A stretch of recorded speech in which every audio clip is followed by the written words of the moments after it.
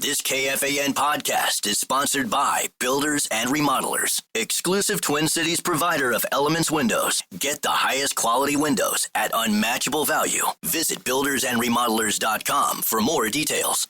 Ice Cube's Big Three is the surprise hit of the summer. This Saturday, 4 p.m. Eastern on CBS with playoff elimination on the line. The most physical, fiercest, and competitive basketball in the world. Miami's Michael Beasley and Lance Stevenson must win to make the playoffs. And breakout star Dwight Howard of the LA Riot will battle Gary Payton's Boston squad in a do-or-die match for both teams. 6 teams are alive for 4 spots and all must win. There's no crying in the Big Three. And the no-holds-barred action starts Saturday at 4 p.m. Eastern, 1 p.m. Pacific. Presented by iHeart.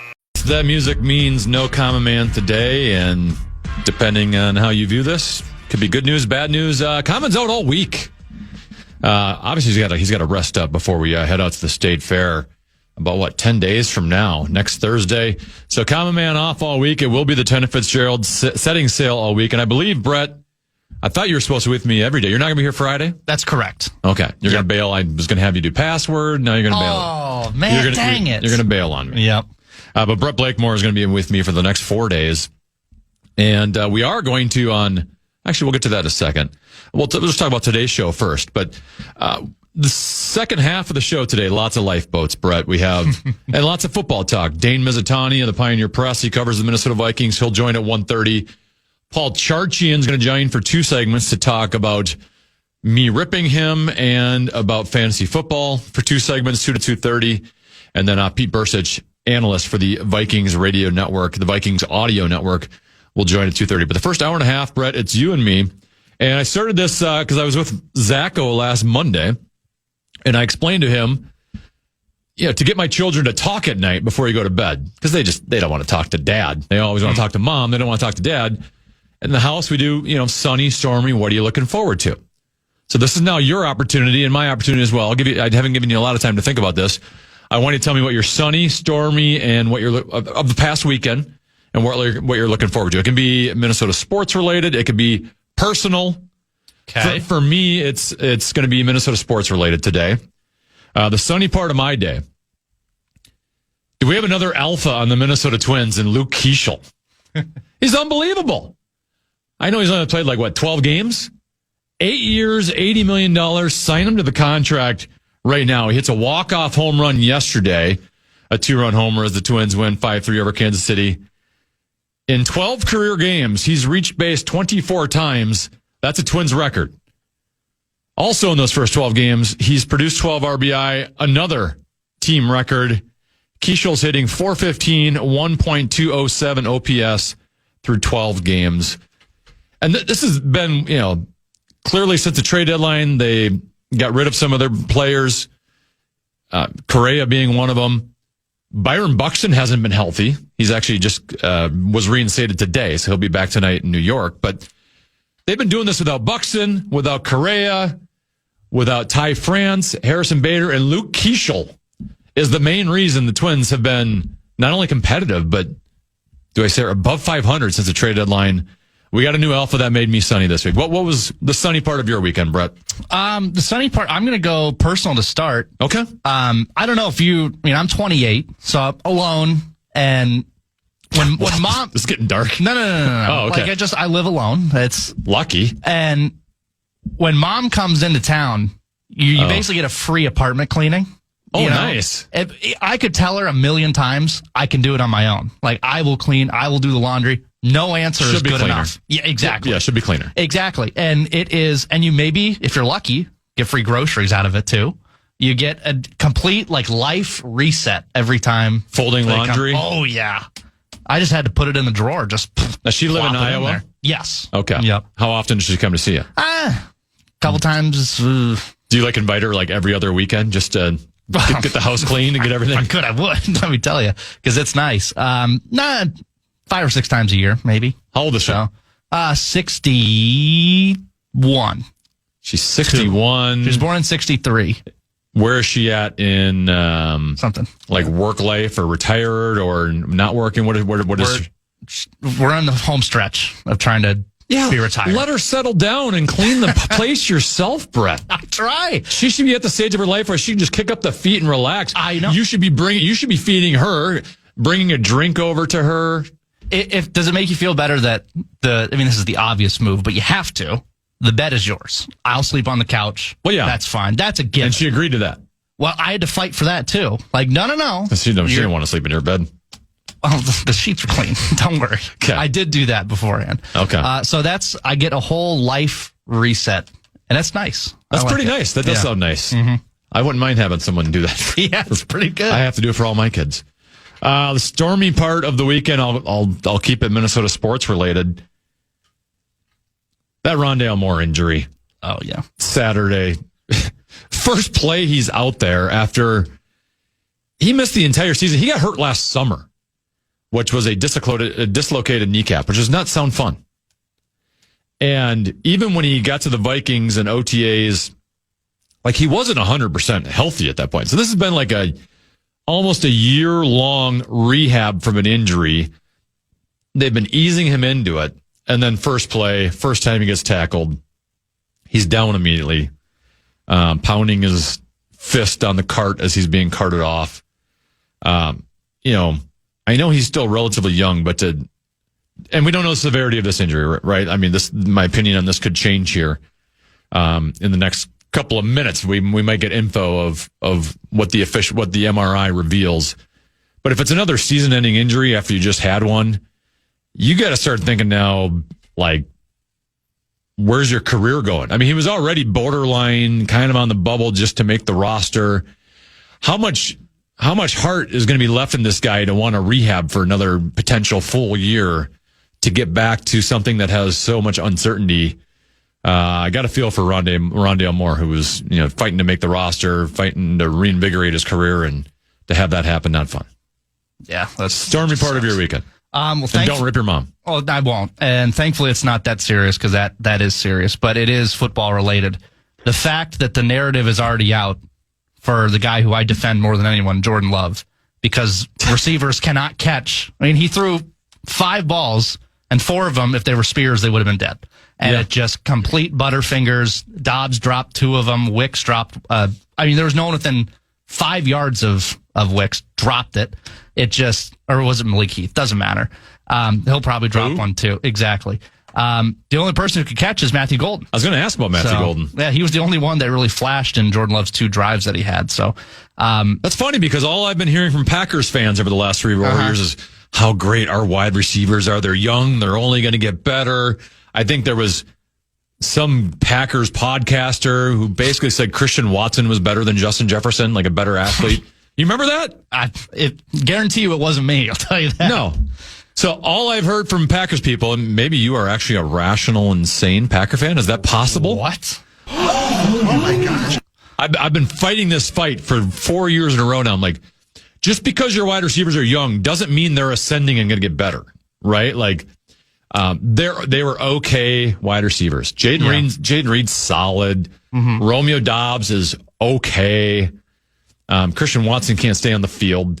Dontavian Wicks is an okay 4th receiver, but you need an alpha. Now, maybe Matthew Golden's that guy. Maybe you're already convinced Matthew Golden's going to be him, but they haven't had an alpha. So tell me all you want about how deep your wide receiver core. It doesn't matter if you don't have like a true number 1. Yeah, I do think they could ascend because they're young, but that doesn't mean that they're going to be good. That just means that they're probably going to be better than they are right now. But where does that land? That doesn't mean that they're going to be a number 1 alpha wide receiver. That's not going to mean they're Justin Jefferson, but they could be solid and they could be good. But yeah, I'm sick of the drops. I think they were 2nd in the NFL in drops last year, right back to how it was. I mean, nothing Love can do about it. They were perfect balls. So 20 years ago, 20 years ago, I was a 25-year-old interim producer for the Common Man program. I was an ascending producer. That's what they said of me. They said he's an ascending producer.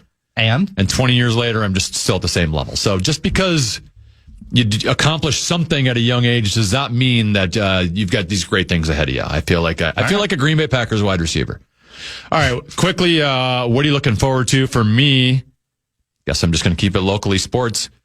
We're going to be out at Vikings training camp Wednesday or Thursday. Originally was not on the schedule because Common Man is off this week. But we have made the decision to move the Tennafitzgerald to Egan, TCO. Oh my gosh.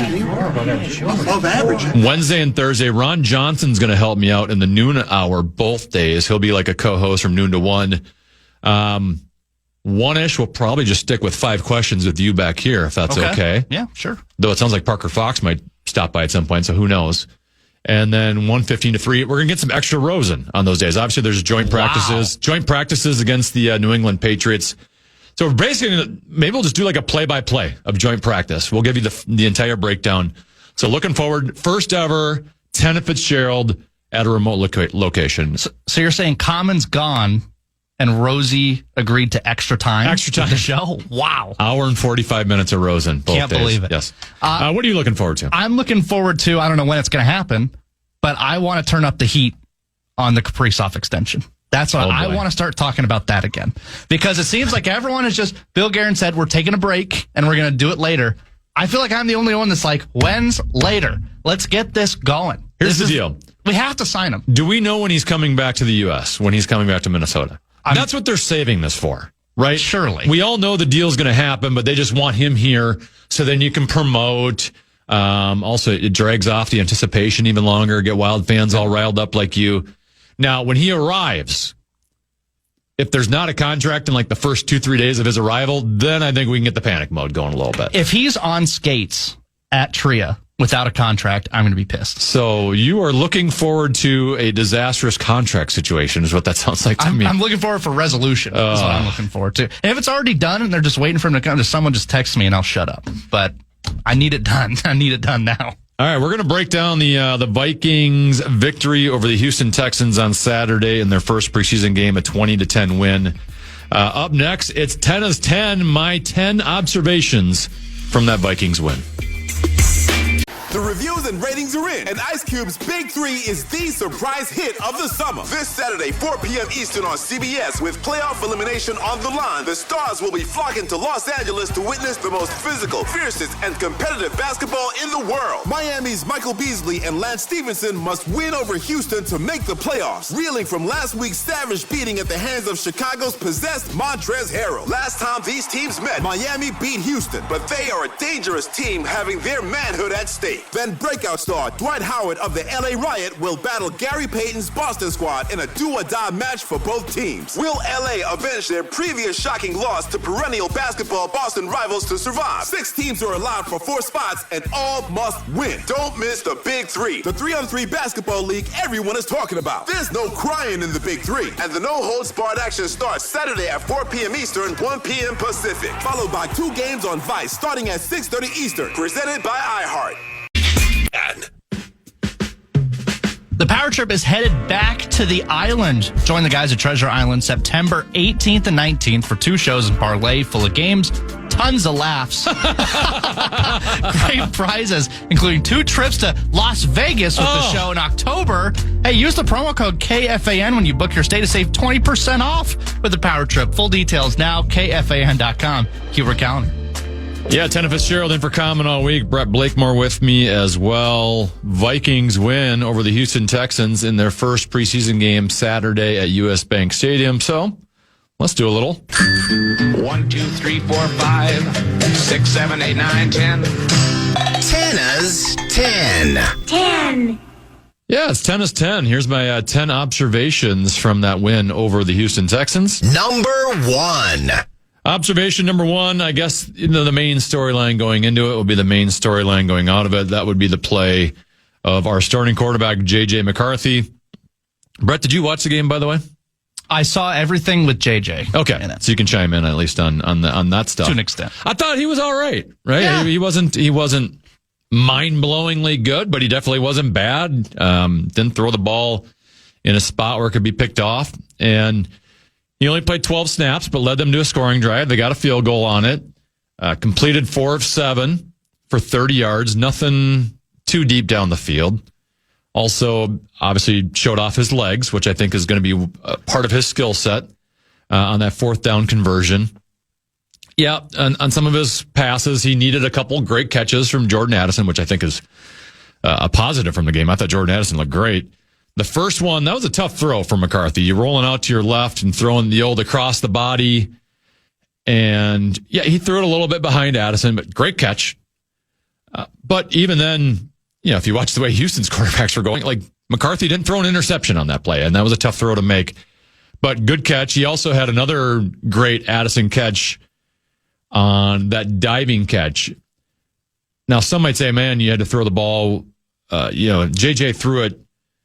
Not a great throw because Addison had to dive to catch it. I think that was the only spot he could throw it without it being hit by the defender. So that was a great throw. Obviously, a phenomenal catch by Addison to come down with it when he's got to dive for it like that. But that was a great throw, and JJ was being pressured a little bit on that one, so he had to get it off. It was a timing route. He had to get the timing correct, and he threw it in a spot where the defender couldn't get to it. So I give JJ credit on that. Maybe the one throw he'd like to have back would be that 3rd and 4 where he overthrew Lucky Jackson. There was a linebacker sitting underneath, so he wanted to make sure he got enough air on it where it wasn't getting tipped, deflected, intercepted. So I understand wanting to get the ball over. And those are the types of passes we've been told that they're trying to get him to work on at Vikings training camp, is more some of those touch passes where you got to layer the ball over defenders. So, that wasn't the best throw, but he even responded with that 4th down run after that. And even the run he had, that was a great read by him. Right, as Bursich mentioned on the broadcast, he recognized it's man-to-man coverage, and they're blitzing you up the middle. So part of the processing of J.J. McCarthy is seeing, well, if they're going man-to-man, I can run here. And he gets out to his right and runs for the first down, and clearly he's athletic enough to be able to move the sticks in those situations. So I don't agree with all Paul Charchian tweets I saw this week, and we'll get to that later. But there was one Paul Charchian tweet after JJ was done that said, JJ had some inaccurate throws, but was making all the right reads. And I think that's an accurate way to describe his performance. He wasn't throwing it accurately like you'd want to see, but in a preseason game and joint practice this week, I want to make sure my young quarterback is processing the game. The accuracy stuff, that's going to come. That'll be fine, especially once he gets more comfortable and you get more confidence in game situations. But if you're making the right reads, to me, that means more to me than the inaccurate throws. All NFL quarterbacks can throw the ball accurately. Would you say he has ascending accuracy, that it's going to be we'll see, ascending as it goes? He looked like a solid quarterback in his first preseason game of the year. That's what it looked like. Yeah. He was making the reads, scrambling, but some of the stuff needs to be ironed and polished up, which they will. And most importantly, a year ago, at about this time, right, a couple days after that first preseason game, we got notes of a little bit of soreness in that knee. And then that soreness turned into a torn meniscus. I believe health-wise he escaped, right? We haven't heard anything. Nothing's popped up. Nope. Okay. So that's number one. That is the most important thing that happened this weekend with J.J. McCarthy. Number 2. On that first drive that first team offense was out there for, I think maybe the person who struggled the most was our rookie left guard, Donovan Jackson. I thought the first team O-line was mostly pretty good. I think JJ had some time when he was a pretty relatively clean pocket. But Jackson, to me, stood out as the one who was getting pushed back a little bit. I know there are some that believes maybe he got, he stepped on somebody's toe or something on one of them, and that helped propel him backwards towards J.J. McCarthy. Now, I will say, I am not panicking off of the Donovan Jackson performance, because he's an ascending player, Brett. But two, like reports out of camp from coaches and staff is that Donovan Jackson's had one of the best camps, right? That he's been great. That they say he's smart. He's figuring out everything offense related, knowing who to block, knowing where to go. He's versatile, and that he can get out and run a little bit. So I'm going to lean on the side of, well, this is just a small sample size. It's one drive. You can't really fully analyze one player off of one drive. And that the bigger sample size of training camp, in which the coaches are like, he's been one of the best players in camp. We'll go with that for now, but then maybe that's just the homer and me taking the positive side. Number 3. Observation number 3. Let's talk about the other Vikings quarterbacks. We'll begin with Sam Howell. And kind of just like what we said with J.J. McCarthy, I thought he was solid. He finished very accurately, 11 of 13 for 105 yards. He had the touchdown run on the quarterback sneak as well. there is one thing bothering me about Sam Howell, though. Somebody on the Minnesota Vikings should have advised him to not wear the number 8. Does he not look like Kirk Cousins out there? Yeah. They have comparable builds. They kind of throw similarly. Like, if you didn't see Howell on the Howell name on the back of the jersey, I would think it was Kirk Cousins. I'll go one step further. Yeah. Max Brosmer wearing number 12, kind of Mullins-like a little bit. It made me think of Nick Mullins. Well, like, what's he doing back there? That's where you and I differ. I couldn't remember what number Nick Mullins was. Well, so I did not think number 12. It's a sacred And I thought number. Brosmer played a lot better than Nick Mullins ever played. That is true. Now, Sam and Kirk, they don't have the same faces. I'm sure they don't have the same eyes. Maybe Randball can analyze that for us. But they got a helmet on. You can't tell anyways. But, I found it amusing that everyone kind of seemed surprised a little bit by Howell's performance.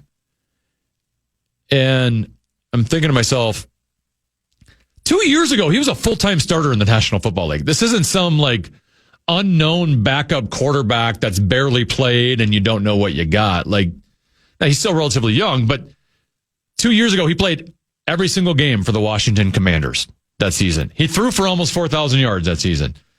Now, he liked to throw the ball to the other team quite a bit.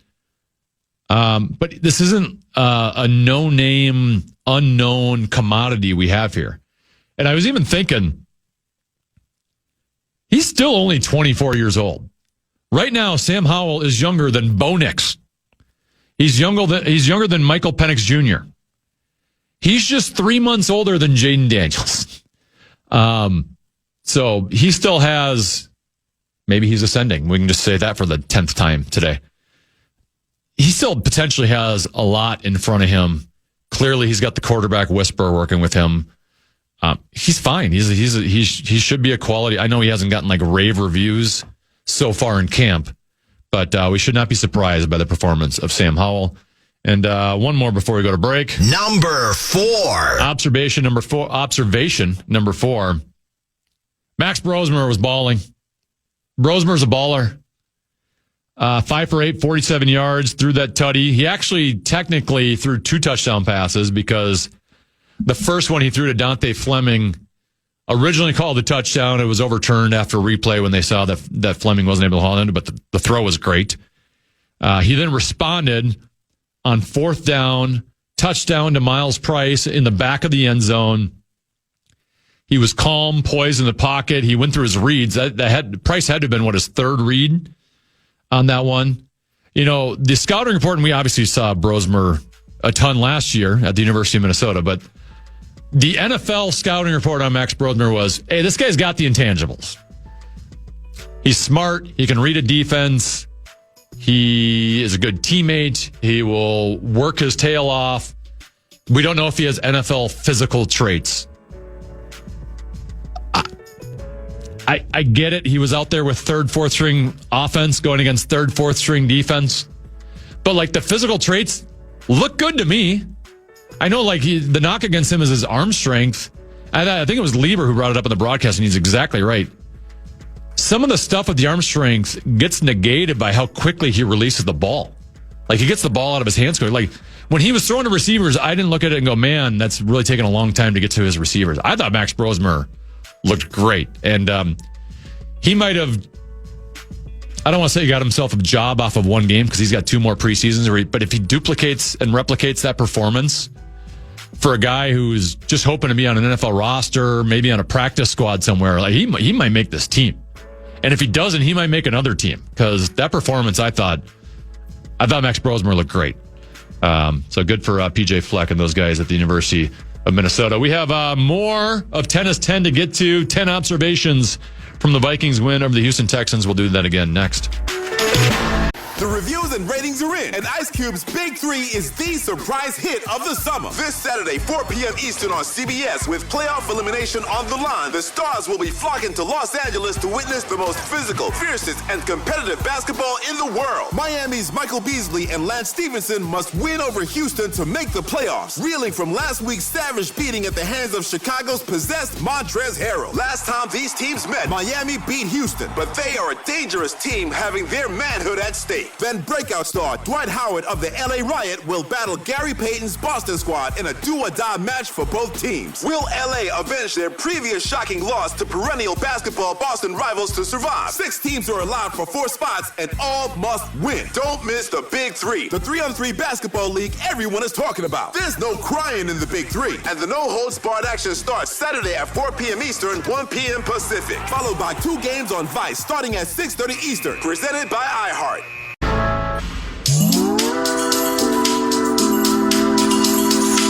Music legend Daryl Hall is taking over the Minnesota State Fair Grandstand August 28th. If you want your shot at tickets to the show plus State Fair admission, you can check out KFAN.com keyword contest. See how you could win your way in. KFAN.com keyword contest.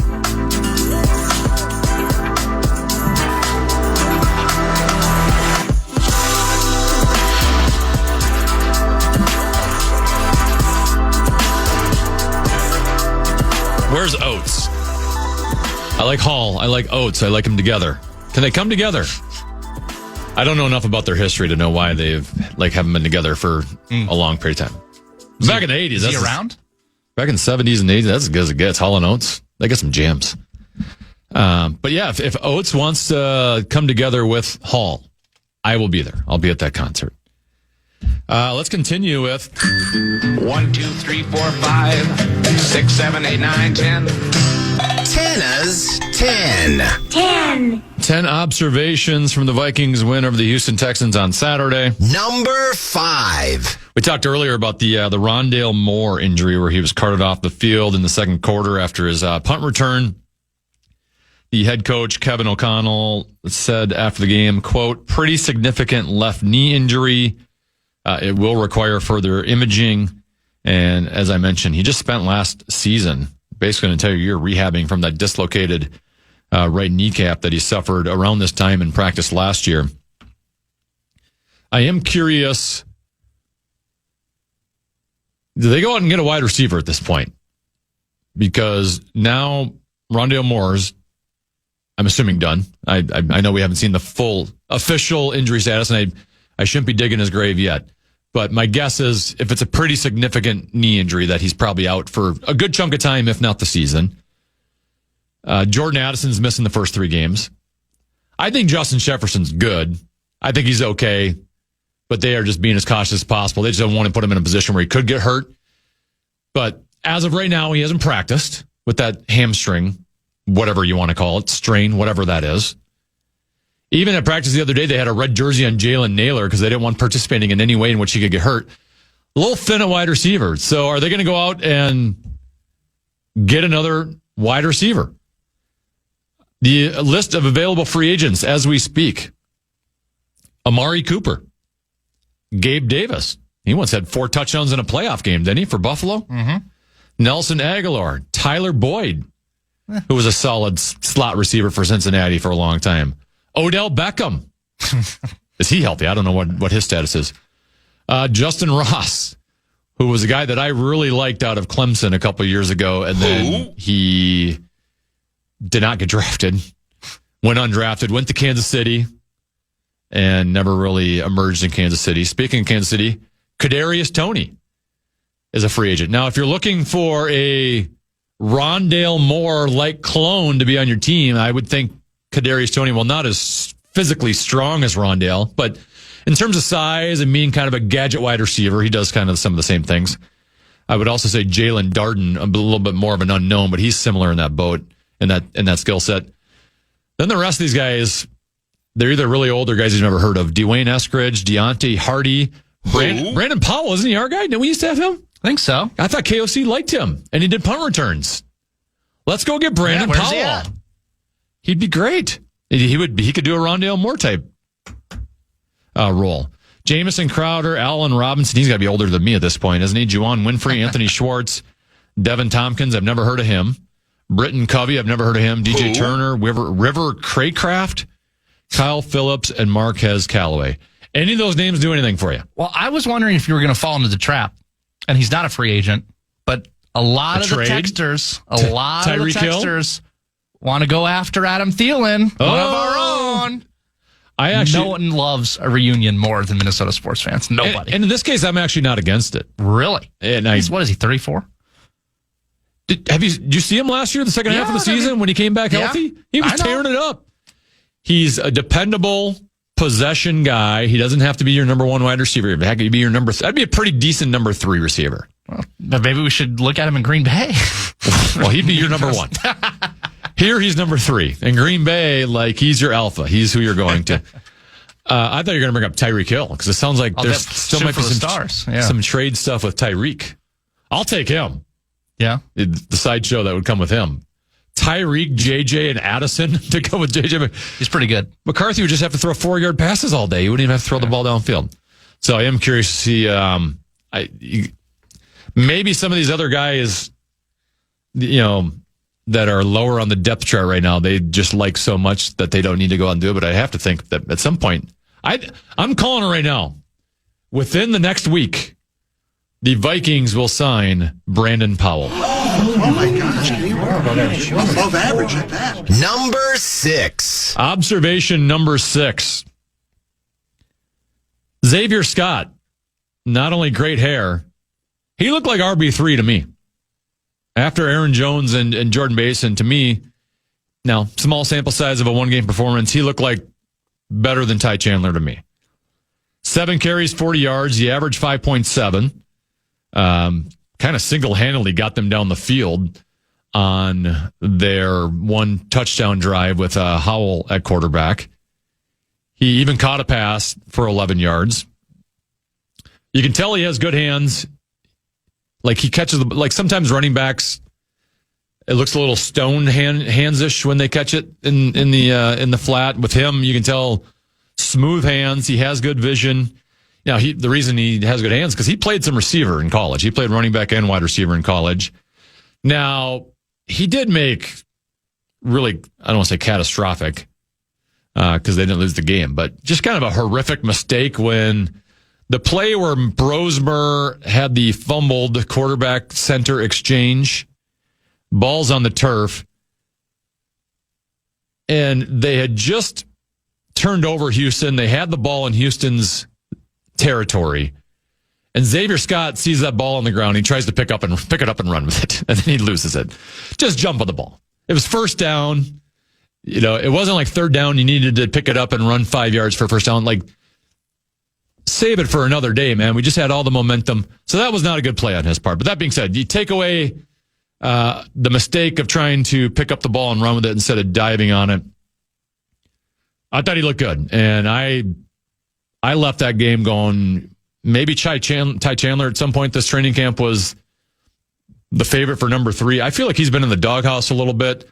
I think Xavier Scott's going to beat him out on that roster that Ty Chandler will not make the team. He will get cut. And, one thing Xavier has over Ty is I think Xavier's just a little bit more versatile in terms of pass catching and protecting, blocking. And when you get to running back number 3, that stuff matters more. Special team stuff, that matters more. So I think Xavier Scott has the edge on Ty Chandler. Number 7. They give up 10 points. We haven't even talked about Beeflo's defense yet. I know most of the first teamers did not play in the game, though we saw Ivan Pace out there. If you want to count Jeff Okudah as a first teamer, I don't know if he would be first team, second team. He'll definitely play a decent amount. But it was mostly second teamers to start off and then a lot of your third, fourth stringers. But defense clearly played very, very well. Like I said, held Houston to 10 points. After that first touchdown drive led by Davis Mills, Houston did not threaten basically the entire game. Gabriel Murphy, he was a beast. He had 1.5 sacks, 1 tackle for loss, 5 quarterback hits.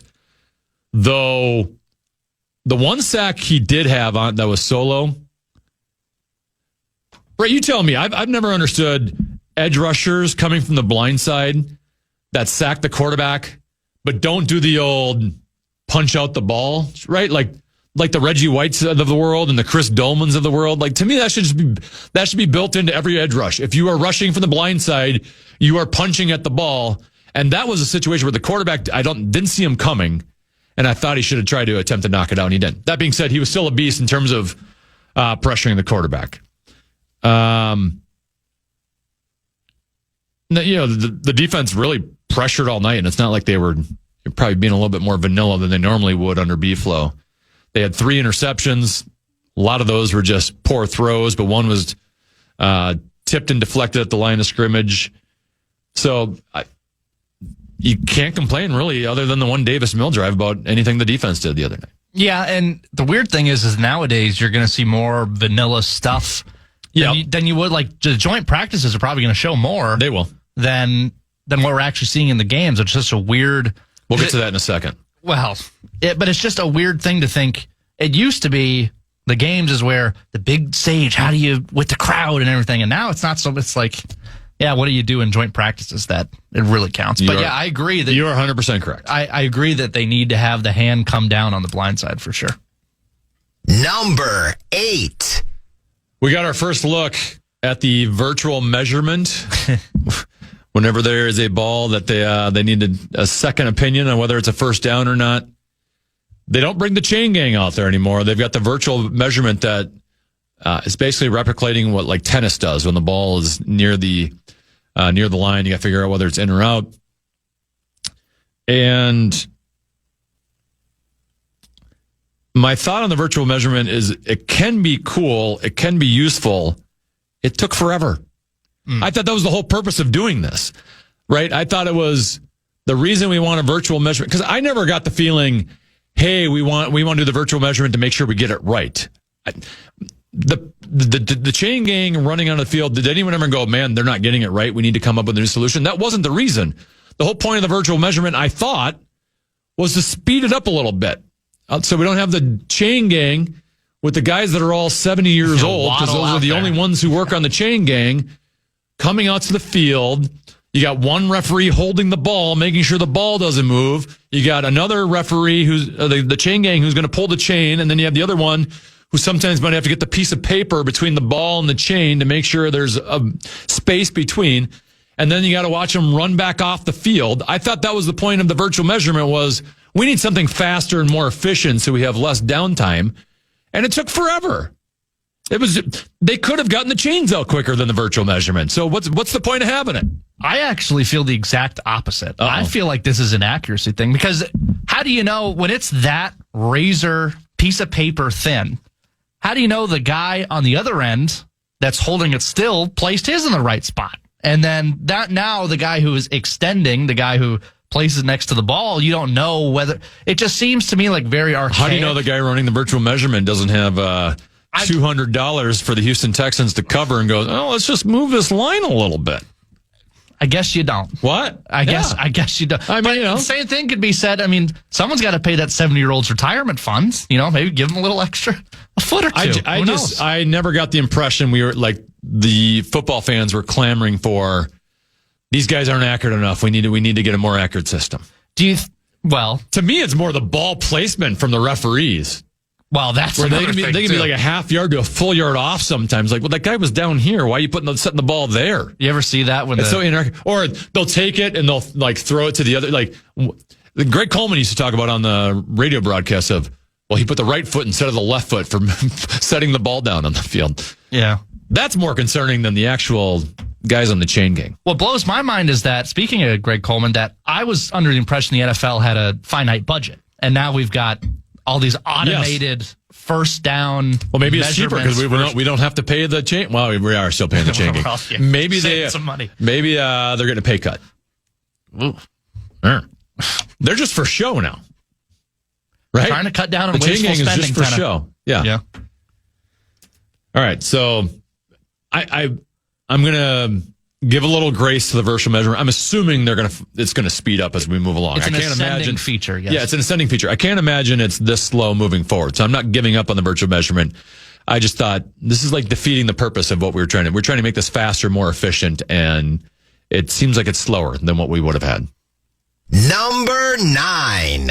My only Houston Texans observation is, I guess all the quarterbacks we've talked about look solid. Davis Mills started for Houston, 4 for 5, 50 yards and a tutty.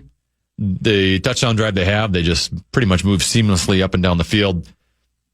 Clearly, C.J. Stroud is the starter there, but Davis Mills is a pretty competent backup. He started 13 games in 2021 as a rookie. He was their starter in 2022 when he started 15 games. Then all of a sudden, they don't do well enough, so they go to pick C.J. Stroud early in the draft. And now he's backed up C.J. Stroud the past 2 seasons. And I was thinking about how rare it is to have a guy like Davis Mills that has started that many games for your franchise at that young of an age, and you just move him into a backup. Like, typically guys like that, once they've started for a couple years, don't they just do the old, can you guys find a different opportunity for me elsewhere? You get the taste for it. Yeah, you started, now I'm going to go play somewhere else and give me a chance to start. Whereas Houston, he doesn't have a chance to start other than injury. Like, he can't even compete for a job. I just think it's weird. A guy starts in his first 2 years and he's just like a backup for now year 3 without really having a chance elsewhere. So, well, you can make a good living doing that.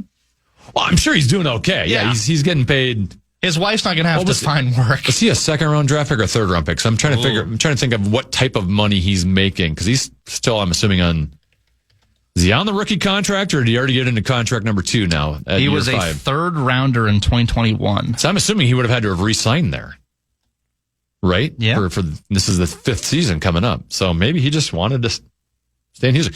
He likes that clipboard money. It ain't a bad job to have. Yeah, working the surface. That clipboard money makes you some money. Number 10. All right, my 10th observation, and I'm sorry I'm about to criticize 2 people that I like that are affiliated with KFAN Radio, Lavelli Neal and Paul Charchian.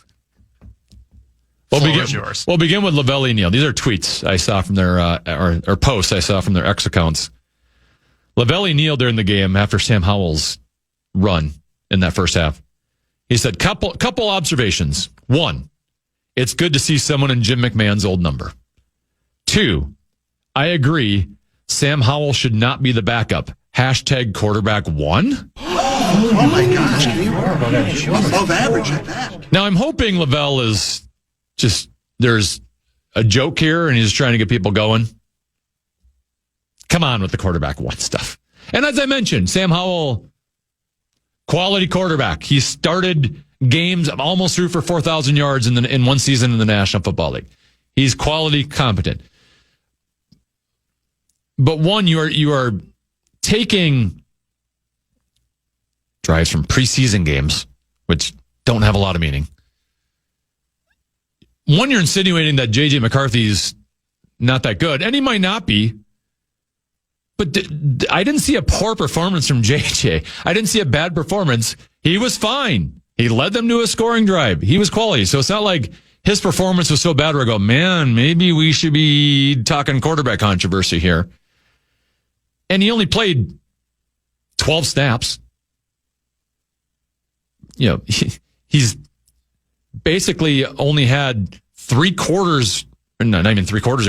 Not even 3 quarters worth of experience in his NFL career in terms of game situations.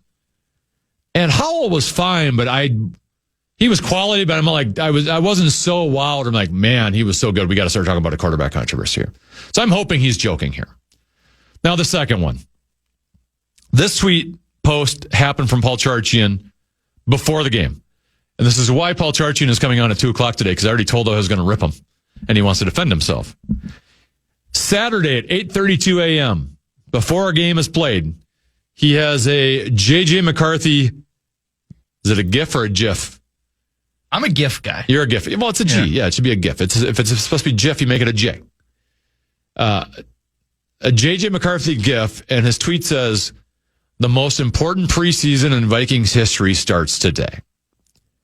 And you, 4 minutes ago, brought up the main point that I'm about to bring up.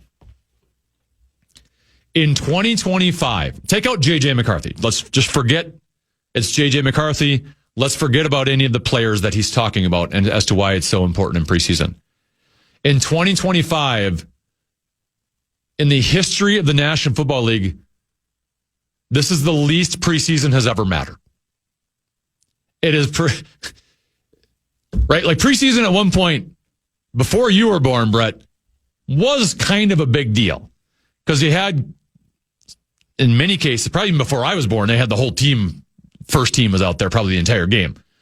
Most of my childhood, it was, all right, game 1, your first team's going to play a quarter. Game 2, first team's going to play a half. Game 3, that's the big one. Your first team quarterback is going to be out there for 3 quarters. And then game 4, we'll probably sit him, maybe play him a little bit. Like, that's how it used to be. Now it has turned into it's so little of importance that they've cut a preseason game. Your starters, specifically on the Minnesota Vikings, barely ever play in preseason. And to your point, KOC views joint practices as the most important look at his players. So when we are out there Wednesday and Thursday, when the Tennafitzgerald's on location at TCO, that is more important than any of the 3 preseason games combined. And the rest of the league has done this. They don't care about preseason games. So regardless of whether J.J. McCarthy is your quarterback or not, you cannot go into a season going, most important preseason of our franchise's history right now. No, because the team doesn't care about him. And throughout your 3 preseason games, you know those 12 plays J.J. McCarthy played? That's all he's going to play. He's not going to play in game 2 against New England. He's not going to play in game 3. I should know who they're playing. I don't know who's on their schedule. I haven't looked that far ahead. Titans. You want to know why I haven't looked that far ahead? Because it's preseason and nobody cares, especially that game. Please listen to it on the Fan, though, on the Vikings Radio Network. I'd really appreciate that. So we've never cared less about preseason games. The coaches have never cared less about preseason games. So how can you go into preseason going, most important preseason in franchise history? You can't. And whether J.J. McCarthy was brilliant on Saturday or if he had been brutal on Saturday, ultimately it would have mattered very little. Now, I get it. I've just talked 2 segments endlessly about that game against the Houston Texans with my observations. But in the grand scheme of things, it means very little. Brett, going back to last year, tell me who the Vikings played in the preseason and how did they do? No clue. No idea. The only one I kind of remember is Vegas, because that's the one J.J. McCarthy played in and he got hurt in. Yep. It's memorable. And he looked brilliant, by the way. And that's the other thing. This isn't our first look at J.J. McCarthy. We saw him in the preseason last year, and he looked good before he got hurt. He looked great before he got hurt. People are acting like this is our first ever look at J.J. McCarthy. We've never seen him before. How's he going to look as our starter? We've seen him throwing the ball before. So, Charge, I'm sorry. Not only is it not the most important preseason in his franchise history, it's one of the least important because the preseason games are not going to show us anything. All right, Brett. Let's move on to 5 questions next. You got a tease over there? Lots of football talk, and we'll go in the trenches. Oh, nice. Ice Cube's Big 3 is the surprise hit of the summer. This Saturday, 4 p.m. Eastern on CBS with playoff elimination on the line. The most physical, fiercest, and competitive basketball in the world. Miami's Michael Beasley and Lance Stevenson must win to make the playoffs. And breakout star Dwight Howard of the LA Riot will battle Gary Payton's Boston squad in a do-or-die match for both teams. 6 teams are alive for 4 spots and all must win. There's no crying in the Big 3. And the no-holds-barred action starts Saturday at 4 p.m. Eastern, 1 p.m. Pacific. Presented by iHeart.